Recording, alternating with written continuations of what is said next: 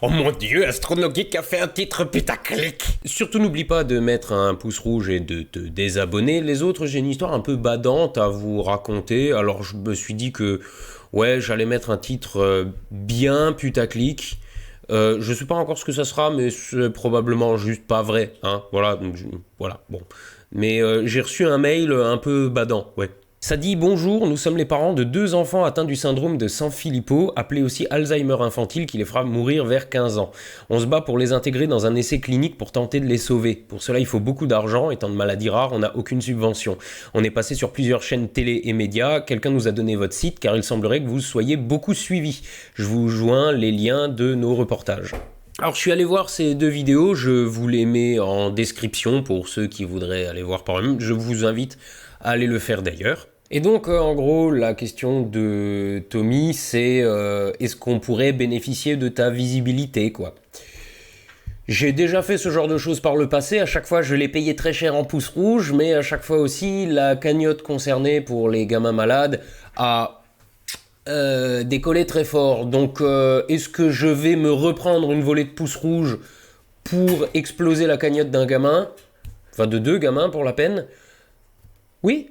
Si vous entendez des bruits bizarres, c'est juste les chiens qui sont en train de se battre pour savoir qui pourra manger de la peau de buffle avant l'autre. Et donc, qu'est-ce que la maladie de Sanfilippo?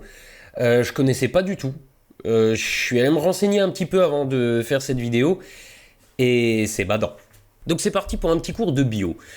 À l'intérieur d'une cellule, il y a ce qu'on appelle des lysosomes. Une cellule, pour fonctionner, elle a besoin de nutriments, d'oxygène, d'eau, tout ça.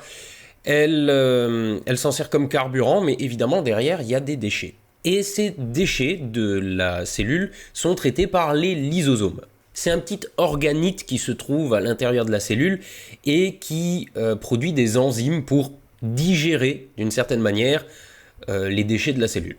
Et dans le cas de la maladie de Sanfilippo, alors il y en a 4 variantes, parce qu'il y a 4 gènes qui peuvent déconner et qui peuvent empêcher la production à chaque fois d'une enzyme différente. Et on va parler aujourd'hui de la maladie de Sanfilippo de type C, qui empêche la production de A-glucosamide N-acétyltransférase, à mes souhaits. Et donc cette enzyme qui n'est pas produite est censée décomposer du sulfate d'éparane qui, du coup, s'accumule dans les cellules. Et donc tous les organes ne sont pas touchés de la même manière, et là où ça fait mal, c'est que l'organe touché principalement dans cette maladie, c'est le cerveau.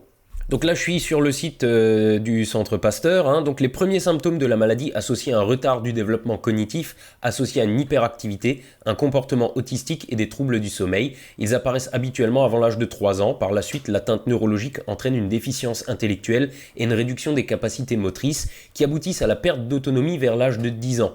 Il y a aussi une légère dysmorphie faciale. Et donc c'est très moche parce que l'espérance de vie des malades est de 15 à 20 ans dans le meilleur des cas.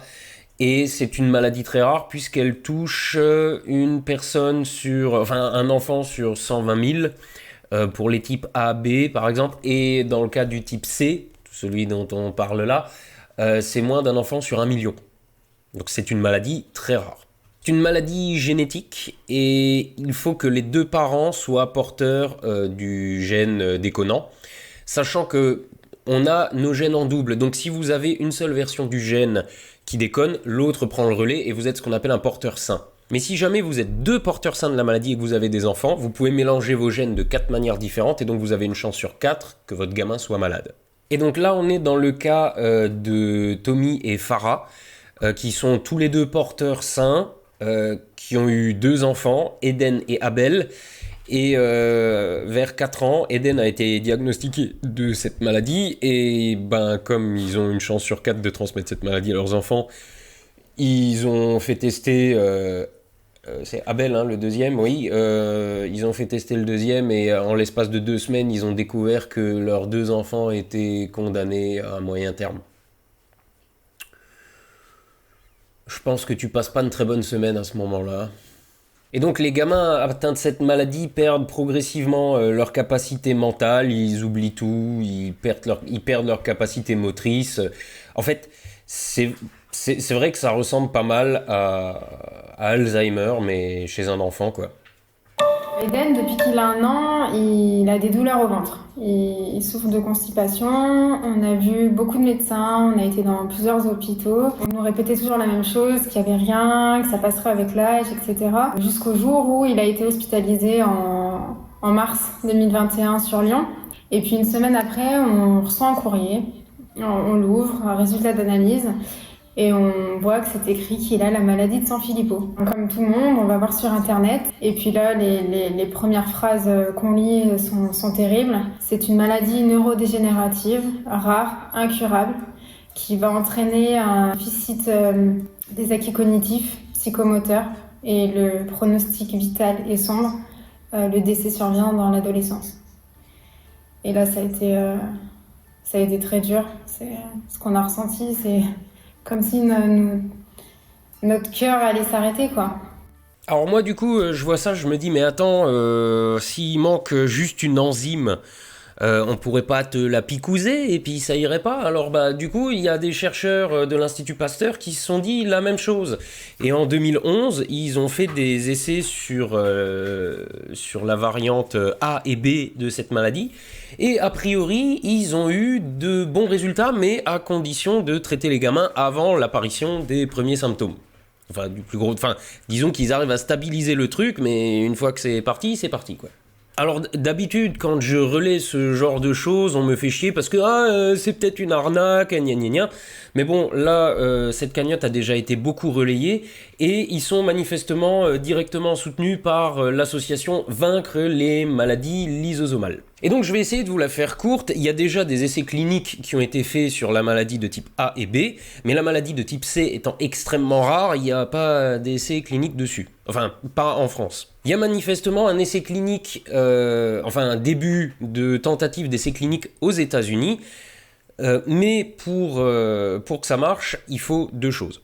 Alors d'abord, il faut conduire ce qu'on appelle une histoire naturelle de la maladie, c'est-à-dire il faut savoir comment la maladie évolue s'il y a 0 traitement. On fait rien, qu'est-ce qui se passe? Alors évidemment, ça se fait pas comme ça, mais disons que c'est une étude qui doit être faite à grande échelle sur des malades qui ont déjà eu cette maladie, qui l'ont maintenant, une étude de la maladie dans l'histoire aussi, mais c'est pas exactement ça que veut dire histoire naturelle de la maladie. Mais en gros, on prend tous les malades qu'on connaît qui ont eu cette maladie, qui ont cette maladie, etc.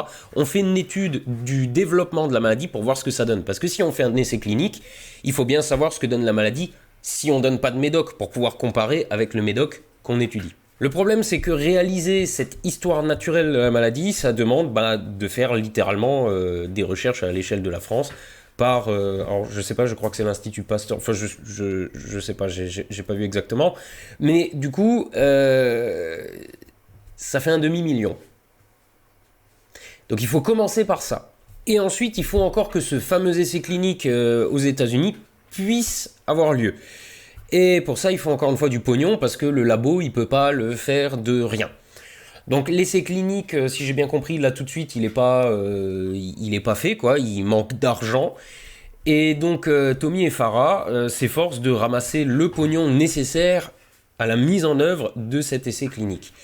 Et le temps leur est compté, ils ont que quelques années avant l'apparition des premiers symptômes chez leurs gamins. Donc il existe un Hello Asso, qui a déjà ramassé 700 000 euros, c'est presque la moitié de la somme nécessaire. Ça fait une somme gigantesque, hein, mine de rien. On avait déjà fait des appels aux dons sur la chaîne. Je me souviens, il y avait une cagnotte à 35 000 balles, il y avait une cagnotte à 500 000 euros aussi pour un essai clinique. Et à chaque fois, les cagnottes ont été remplies. Ça, c'est la plus grosse cagnotte que je partage, hein. J'en ai jamais partagé d'aussi grosse. Mais bon, ma foi, si chacun fait son petit effort, ma foi, ça peut donner quelque chose. Et donc, je me dis que si je peux partager ça, autant lui donner de la visibilité, quoi. Voilà. Et tant pis si ça me vaut une avalanche de pouces rouges parce que tu parles plus d'astronomie. Bah tant pis, mets un pouce rouge et casse-toi. Et pour les autres, du coup, le lien est en description. J'en reviens pas à quel point c'est une histoire de merde quand même. Vous vous rendez compte? Ils ont une chance sur 4 que leurs enfants portent cette maladie. Le premier là, ils font tester le deuxième, il l'a aussi.